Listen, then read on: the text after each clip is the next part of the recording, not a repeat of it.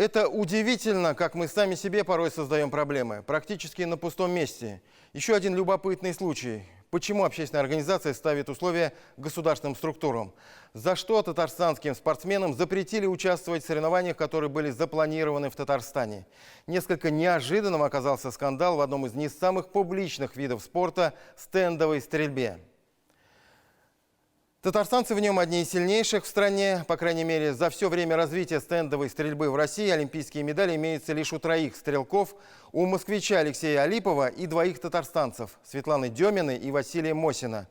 Известно, что цель профессионального спортсмена – победа, главной из которых – олимпийская медаль. Даже само попадание в олимпийскую сборную страны для многих высшая ступень спортивной карьеры. Ради этого они лишают себя многого, что позволяет себе большинство людей. Но когда эта мечта оказывается отодвинутой из-за каких-то междоусобиц чиновников, то, мягко говоря, бывает обидно. Именно такая междоусобица стала причиной того, что татарстанские стрелки лишились участия в финале Кубка России, который, кстати, должен был пройти в Татарстане. И это несмотря на то, что наши ребята прошли все предварительные этапы. И в нашей республике в этом году проходил чемпионат России. Более того, тренеры и спортсмены подозревают, что все победы и достижения этого года будут аннулированы. Зуфар Давлетшин разбирался в ситуации.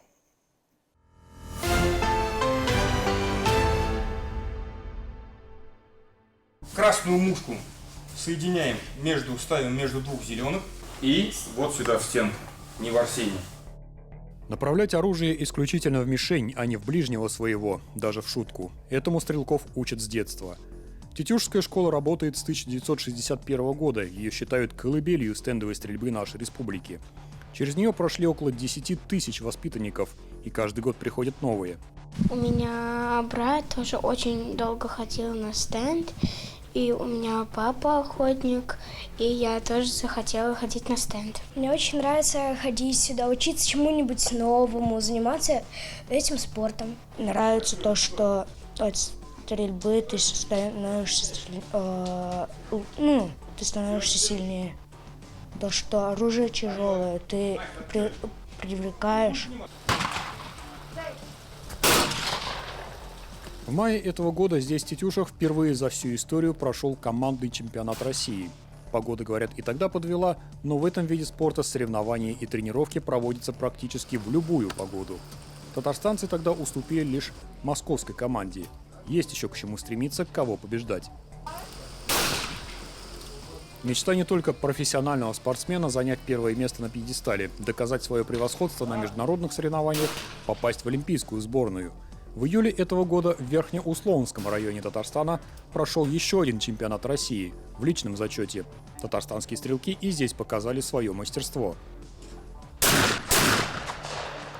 Елизавета Евграфова, чемпионка России в личном и командных первенствах, бронзовый призер спартакиады сильнейших, проходивших здесь же, на Свияге. Неоднократный призер мировых и европейских первенств.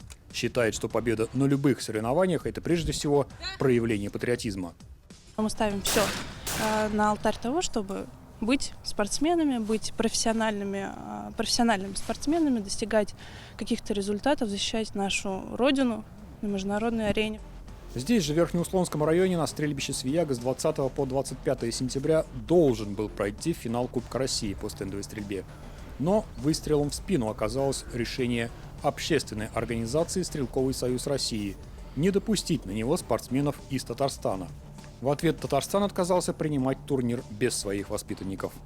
Ребята все честно соревновались, принимали участие. Но на данный момент происходит так, что нас просто лишают вот этого, того, чего мы добились в этом году. Того, что мы отобрались в сборную.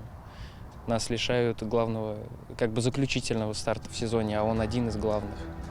Если коротко о предыстории. Стрелковый союз России – общественная организация, созданная в 1991 году. Занимается развитием стрелкового спорта, проще говоря, официальный спонсор, которому были делегированы эти полномочия. Но в марте этого года Министерство спорта России приостановило действие аккредитации. Официальная причина – неправильная программа развития.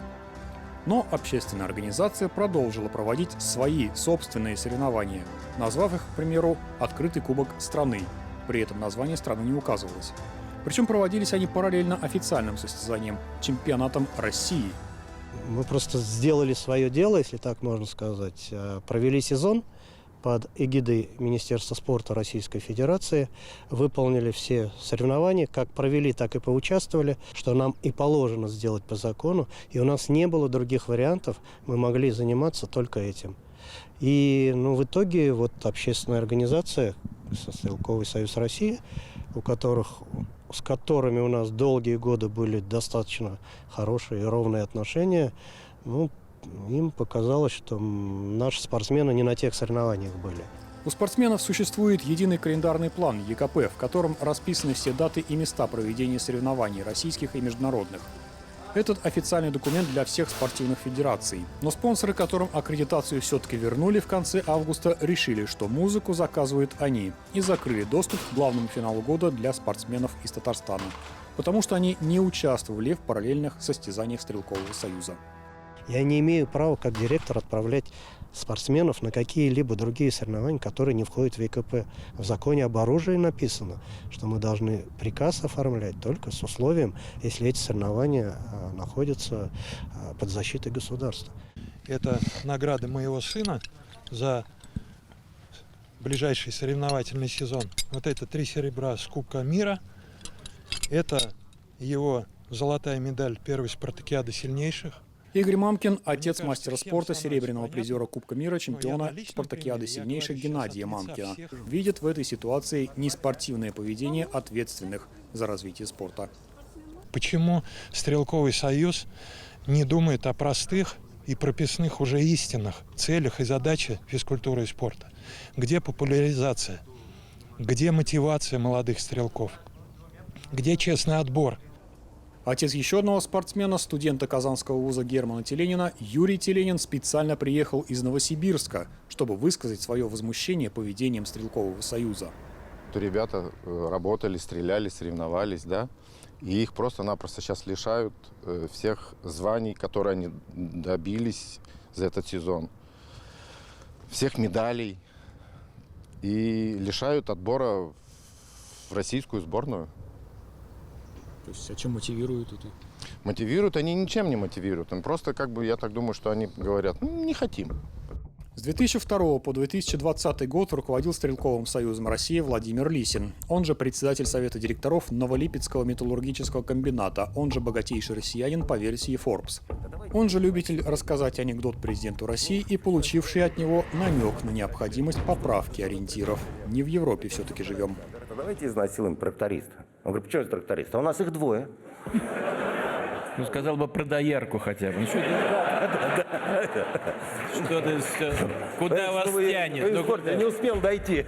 Фактически Владимир Лисин продолжает руководить Стрелковым союзом, оставшись руководителем его попечительского совета, но и главное, он же президент Международной федерации стрелкового спорта, один из немногих россиян, оставшихся у руля Международной федерации после введения санкций. При этом тренер российской сборной по стендовой стрельбе иностранец Диего Гасперини, побывавший, по его словам, в России в июле этого года.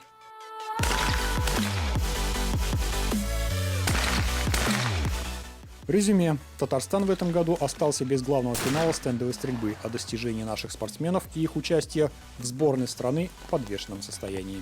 Решение Стрелкового союза было не очень хорошим. Спорт, он должен быть открытым, а не разделять наши, ваши. Я думаю, люди маленько одумаются, и все пойдет своим чередом, и будет побеждать сильнейший, а не так, как хочет там определенный круг людей. Я не сильно понимаю мнение Стрелкового союза. У них еще это уже повтор, какая-то своя логика.